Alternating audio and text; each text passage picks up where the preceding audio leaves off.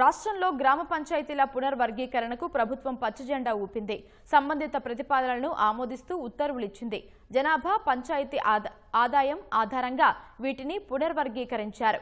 ఇప్పుడున్న 3 రకాల గ్రామ పంచాయతీలు ఇకపై 4 కానున్నాయి.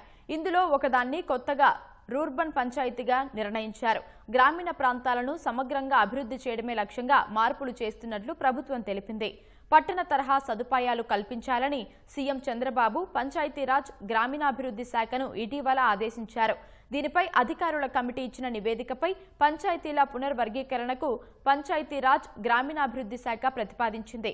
10,000కు పైగా జనాభా, 1 కోటి కంటే ఎక్కువ ఆదాయం, గిరిజన ప్రాంతాల్లో 5,000 కంటే ఎక్కువ జనాభా ఉన్న గ్రామ పంచాయతీలను రూర్బన్ పంచాయతీలుగా నిర్ణయించింది.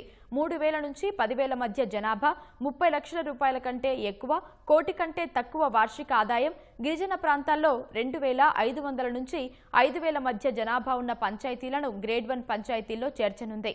మండల ప్రధాన కేంద్ర పంచాయతీ గ్రేడ్ 1 పరిధిలోకి రానుంది.